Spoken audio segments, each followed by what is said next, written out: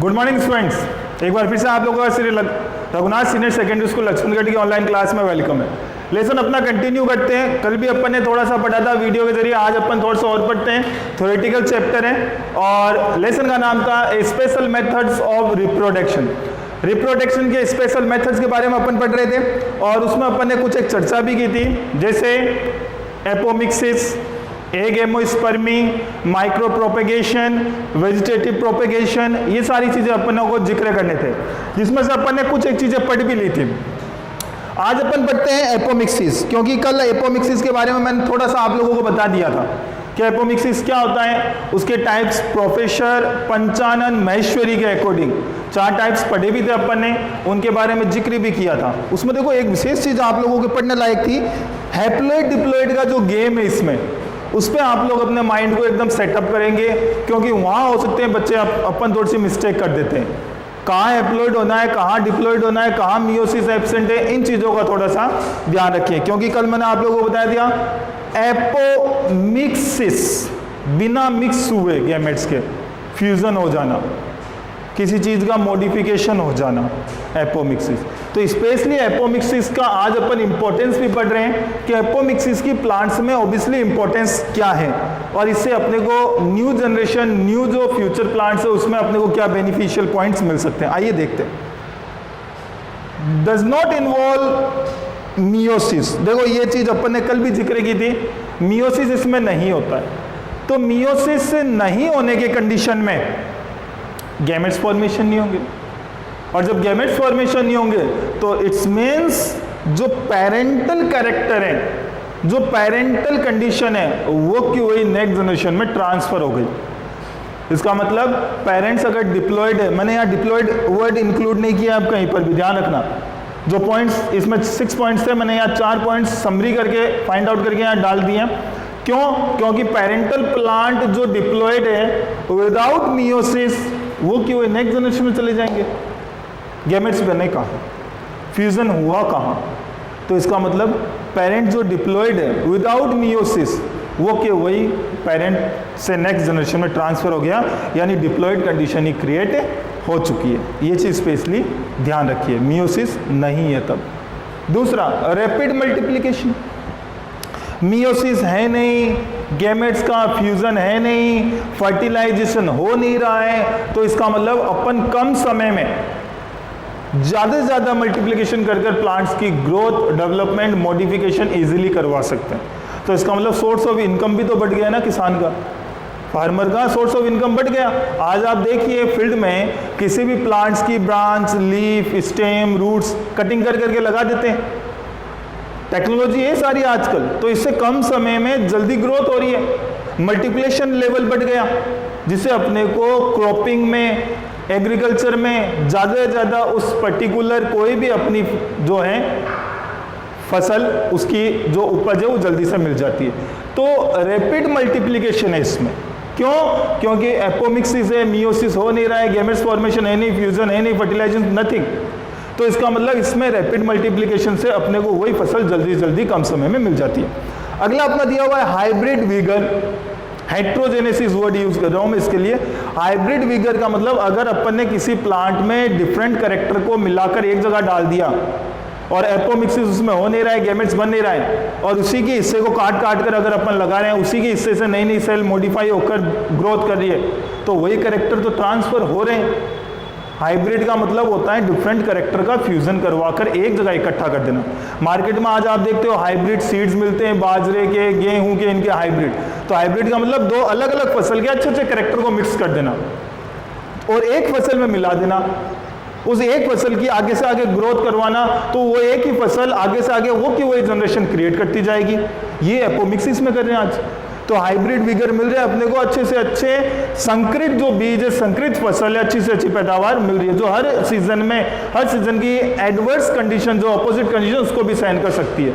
Environmental opposite condition को भी, कुछ से इंसेक्ट से, जर्म से, बैक्टीरिया, उनसे भी बचाओ, अच्छा उनके अंदर इम्यूनिटी बढ़ चुकी है फसल के अंदर, वो चीज़ है। होमोजीनियस इनब्रिड प्योर लाइन्स, देखो इसके बारे में पढ़ते हैं। मैंने आपको ये पूरा सार आ गया अब इसमें।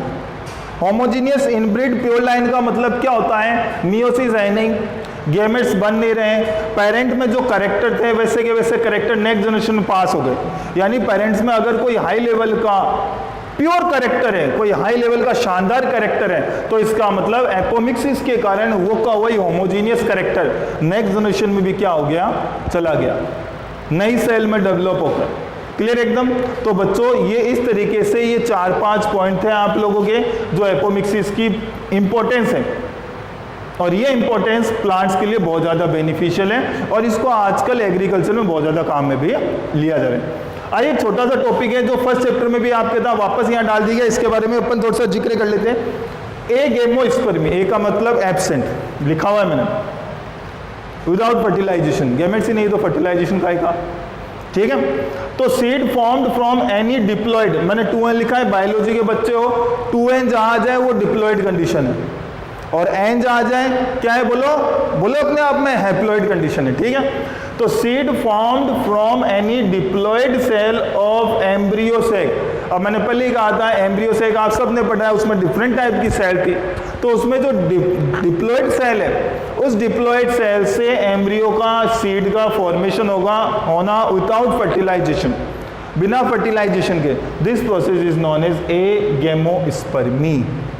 ए का मतलब absent, gamo gamos gametes, spermy seeds, seeds का मतलब गेमेट्स की एब्सेंस में, गेमेट्स की फ्यूजन में, विदाउट फ्यूजन में, उसे अपन क्या बोलते हैं, एगेमोस्पर्मी। तो इस तरीके से स्टूडेंट्स एगेमोस्पर्मी में फर्टिलाइजेशन होता नहीं है, फिर भी सीड्स का फॉर्मेशन, एम्ब्रियो का फॉर्मेशन हो जाता है। This process is known as agamospermy. अब आइए एक लेटेस्ट टेक्नोलॉजी अपने पास आ चुकी है जिसका नाम है माइक्रो प्रोपेगेशन। क्या नाम है जिसका, माइक्रो प्रोपेगेशन और tissue culture, advance technology in agriculture field. ये आज अपनी कृषि के क्षेत्र का एक लेटेस्ट टेक्नोलॉजी है जिसके द्वारा अपन प्लांट्स की खूब सारी स्पीसीज को अपनी लैब में प्रिजर्व कर सकते हैं, लैब में उनको पैदा कर सकते हैं। देखो कैसे बच्चों, मैं आप लोगों को समझाता हूँ। आज देखो पॉपुलेशन बहुत ज़्यादा बढ़ रही है आज, और पॉपुलेशन बढ़ने के कारण जंगलों को, पेड़ पौधों को बहुत ज़्यादा काटा जा रहा है। नेचर में नेचुरल डिजास्टर खूब सारे आ रहे हैं, प्राकृतिक आपदाएं खूब सारे आ रहे हैं, कभी अकाल, कभी सूखा, कभी बाढ़, कभी भूकंप, कभी लैंडस्लाइड्स, खूब सारे एक्टिविटीज़ हो रहे हैं। उसमें ऑब्वियसली अपन क्या देखते हैं, प्लांट्स की बहुत बड़ी अमाउंट में स्पीसीज खत्म हो जाती है। ह्यूमन अपने सेल्फ पर्पस के लिए प्लांट्स की खूब सारी स्पीसीज को क्या कर रहे हैं, खत्म कर रहे हैं। आजकल कोई एग्रीकल्चर में ध्यान नहीं दे रहा है, खेत सूख गए हैं, रेगिस्तान बनते जा रहे हैं, मिट्टी की फर्टिलिटी खत्म हो रही है, पॉल्यूशन बहुत ज़्यादा हो गया। ऐसी कंडीशन में how to preserve a plant species, अपन प्लांट स्पीसीज को कैसे बचाएं। तो this is the advance technology in the plant field और agriculture. This is known as micro propagation tissue culture. Micro का मतलब सूक्ष्म, छोटा, प्रोपेगेशन का मतलब किसी चीज की ग्रोथ करवाना, डेवलपमेंट करवाना, मॉडिफिकेशन करवाना। तो प्लांट्स में आइए आज अपन लेटेस्ट टेक्नोलॉजी, एडवांस टेक्नोलॉजी के बारे में थोड़ा सा जिक्र कर लेते हैं जिसका नाम है टिश्यू कल्चर। देखिए इस अर्थ पे जितने भी लिविंग थिंग्स हैं उनकी लिविंग यूनिट है सेल, और सेल आपस में कंपोज होकर जो चीज बनाती है उसे कहते हैं tissue. And tissue are able to compose a tissue system और ऑर्गन। और जो उत्तक है, टिश्यू को हिंदी में बोलते हैं उत्तक। उत्तक में ऐसी क्षमता होती है कि उत्तक आपस में मिलकर अंग तंत्र, अंग इनका निर्माण कर लेते हैं और उनसे फिर जिंदा इंसान या कोई भी लिविंग ऑर्गेनिजम्स बनता है। प्लांट्स में अगर मैं टिश्यू की बात करूं तो प्लांट्स में एक स्पेशल टिश्यू है, जैसे तो आप लोगों ने पढ़ा है मेरिस्टोमेटिक टिश्यू, जाइलम है, फ्लोएम है, ये स्केलेनकाइमस टिश्यू, पेरेनकाइमा टिश्यू, ये डिफरेंट टाइप के पढ़े हैं। लेकिन इन सारे टिश्यू में एक टिश्यू है which are able to continuously divide and help in the plants growth. इन सारे टिश्यू में एक टिश्यू ऐसा है जिसमें डिवाइडिंग की एबिलिटी है और वो प्लांट्स की ग्रोथ में बहुत अच्छा हेल्प भी करता है।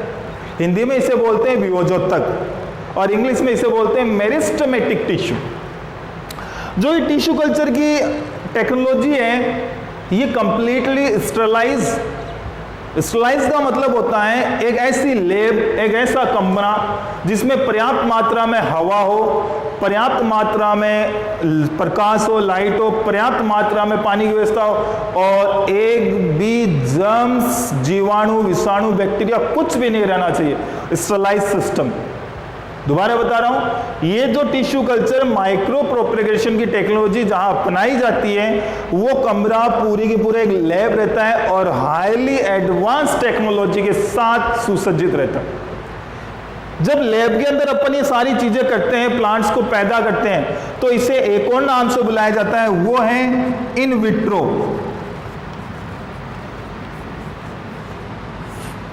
इन विट्रो का मतलब मैं आप लोगों को समझा देता हूं, आप लोग बायोलॉजी के बच्चे हो सॉरी।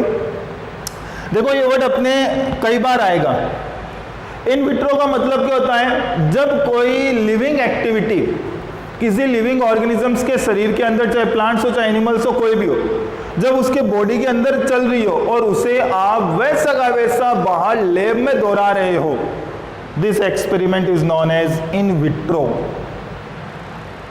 उसको अपन क्या बोलते हैं, इन विट्रो। ध्यान रखना, जब कोई प्लांट की ग्रोथ नेचर में जैसे मिट्टी में होती है, फिर बड़ा होता है जैसा का जैसा, अगर अपन यही सारी एक्टिविटी लैब के बाहर लैब में करें, सारी की सारी प्रयोग अपन कहाँ करें, लैब में करें, और उस प्लांट को वैसी की वैसी कंडीशन अगर अपन अप्लाइड कर दें, उसको जो जो चीज चाहिए अपन सारी व्यवस्था अपन दे दें उसको, और उसकी ग्रोथ शानदार तरीके से करवा दें लैब में नेचर के साथ मिलकर, तो उस एक्सपेरिमेंट को अपन क्या बोलते हैं, इन विट्रो। लेकिन ये नेचर में नहीं हो रहा, अब लैब में हो रहा है प्लांट की ग्रोथ अपने तरीके से, इन विट्रो। तो यही माइक्रो प्रोपेगेशन टिश्यू कल्चर है। तो टिश्यू कल्चर में अपनी लैब हाईली एडवांस टेक्नोलॉजी वाली लैब है, और इसमें अपन क्या करते हैं, प्लांट्स का मेरिस्टोमेटिक टिश्यू निकालते हैं, क्योंकि इस मेरिस्टोमेटिक टिश्यू में डिवाइडिंग की एबिलिटी है।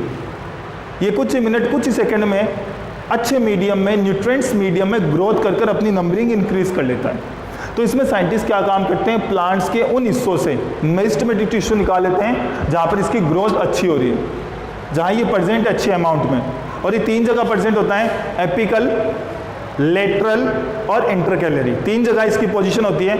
एपिकल, चौक से दिखा रहा हूँ मैं, एपिकल, लेटरल साइड में और इंटरकैलरी बीच में। ये मेरिस्टोमेटिक टिश्यू की प्रेजेंस है इन द प्लांट्स। वहाँ से थोड़ा सा मेरिस्टोमेटिक टिश्यू क्या किया, साइंटिस्टों ने निकाल लिया, निकालकर अपने लैब में एक स्पेशल न्यूट्रिएंट्स मीडियम में उस मेरिस्टोमेटिक टिश्यू की करवाते हैं ग्रोथ। ग्रोथ करवाते ही मेरिस्टोमेटिक टिश्यू क्या करते हैं, अपनी नंबरिंग इंक्रीज करते हैं। नंबरिंग इंक्रीज करते ही उसमें से कुछ मेरिस्टोमेटिक टिश्यू साइंटिस्ट बाहर निकाल लेते हैं और कुछ मेरिस्टोमेटिक टिश्यू को वहीं छोड़ देते हैं। जो बाहर निकाले गए मेरिस्टोमेटिक टिश्यू है उनको दूसरे न्यूट्रिएंट्स मीडियम में रिलीज कर देते हैं, ट्रांसफर कर देते हैं। वहां जाकर ये मेरिस्टोमेटिक टिश्यू कैलस में कन्वर्ट हो जाते हैं। कैलस किस में कन्वर्ट होंगे बच्चों, अब कैलस, एक ग्रुप बन गया टिश्यू से। अब टिश्यू से क्या बन गया, एक ग्रुप बन गया, कैलस बन गया। इन कैलस को लेते हैं और दूसरे हार्मोनल या अच्छे न्यूट्रिएंट्स मीडियम में, मिनरल्स मीडियम में ट्रांसफर करते हैं। ट्रांसफर करते ही इन कैलस से अब क्या बनते हैं, छोटे छोटे प्लैंटलेट्स, जिसे अपन छोटी छोटी पौध बोलते हैं, पौध। ध्यान रखना इस चीज का।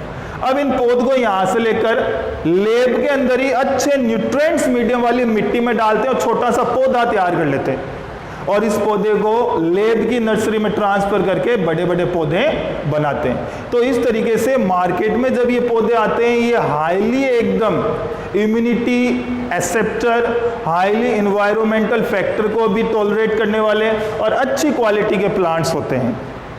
तो इस तरीके से टिश्यू कल्चर में मेरिस्टोमेटिक टिश्यू, कैलस, प्लैंटलेट्स के थ्रू छोटा सा टिश्यू निकाला था अपन ने, माइक्रो, और उसकी ग्रोथ करवा दी और एक प्लांट तैयार कर रहे। This is the advance and highly technology to save the plants in future.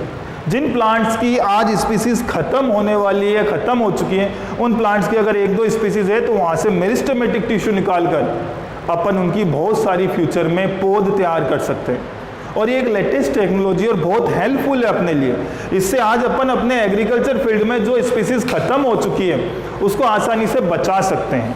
और आने वाली जनरेशन के लिए भी कुछ ऐसे प्लांट्स की स्पीसीज जो अपने लिए बहुत ज़्यादा हेल्पफुल है उनको बता सकते हैं कि ऐसी प्लांट्स की स्पीसीज कभी हुआ करती थी, इन प्लांट्स के इन पार्ट से अपने को इतने हेल्प मिलते हैं। तो इस तरीके से जो ये माइक्रो प्रोपेगेशन और टिश्यू कल्चर है is the very helpful and the advance scientific technology in agriculture.